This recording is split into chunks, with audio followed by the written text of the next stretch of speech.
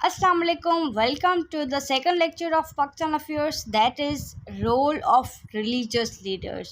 तो आज हम सारे religious leaders को cover नहीं करेंगे. We are related to the Mujaddid अलिफ़सानी only. तो हम देखेंगे कि मुजद्दिद अलिफ़सानी का जो टॉपिक है उसमें क्या हमें पढ़ना है और हमें इसको किस तरीके से याद करना है. तो लेट्स स्टार्ट.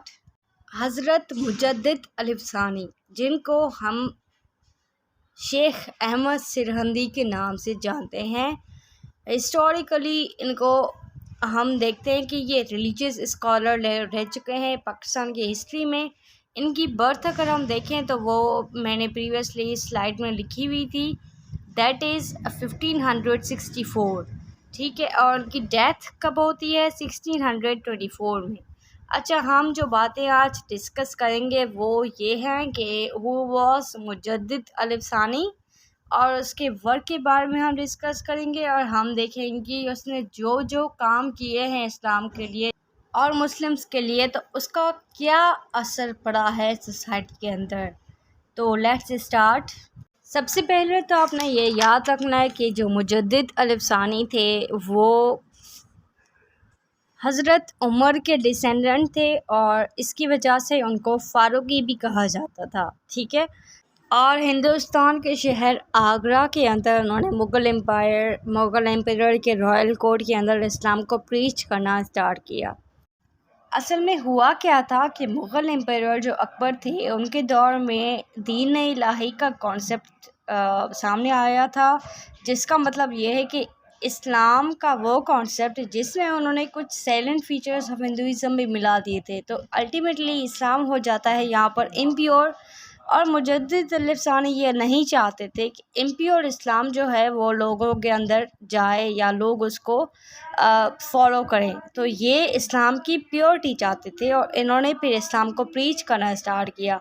इन्होंने लोगों को नमाज की बात बताई, इन्होंने बताया कि फ़ास्टिंग क्या होती है, मुसलमानों को इन्होंने अच्छी हैबिट्स का बताया कि वो क्या होती हैं, और अन इस्लामिक टीचिंग्स को कैसे रिमूव किया जाए. तो ये सब बातें असल में वो बातें हैं जो इन्होंने चाहा कि मुसलमानों की गुड विल के लिए, उनकी बेटरमेंट के लिए इनका काम था, और इसकी वजह से इन्होंने एक बुक भी लिखी और ये बुक आपको याद करनी है, इसबातुल नबुव्वत.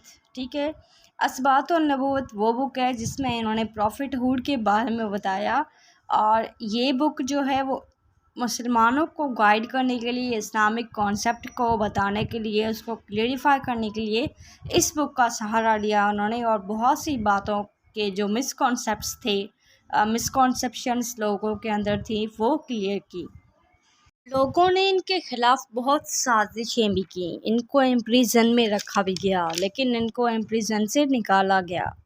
जहांगीर ने इनको इम्प्रिजनमेंट से निकाला और मान लिया कि ये वो मुस्लिम स्कॉलर हैं और थिंकर हैं और तबलीग करने वाले हैं जो तौहीद के कॉन्सेप्ट पे बहुत स्ट्रांगली बिलीव करते हैं, और ये अल्लाह के सामने ही सजदा करेंगे, किसी और के सामने नहीं झुकेंगे.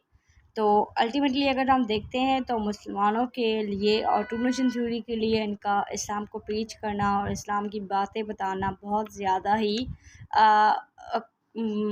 कह सकते हैं हम कि फ़ायदेमंद साबित हुई. और जब लाइट ऑफ इस्लाम और सुन्ना में ये टीच करते हैं, प्रीच करते हैं इस्लाम को, तो that is the way that Pakistan got independence. अगर आपको इसके अलावा भी कोई क्वेश्चंस हैं, मुजद्दिद अलिफ़सानी के नोट्स चाहिए हैं आपको, और कोई डिस्कशन करनी है, तो you can follow and like my page, और आप मुझसे वहाँ पर कांटेक्ट कर सकते हैं.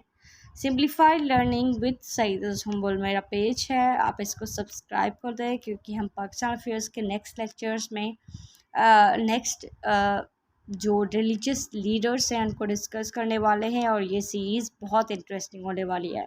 तो स्टे ट्यून्ड. Thank you. अल्लाह हाफिज़.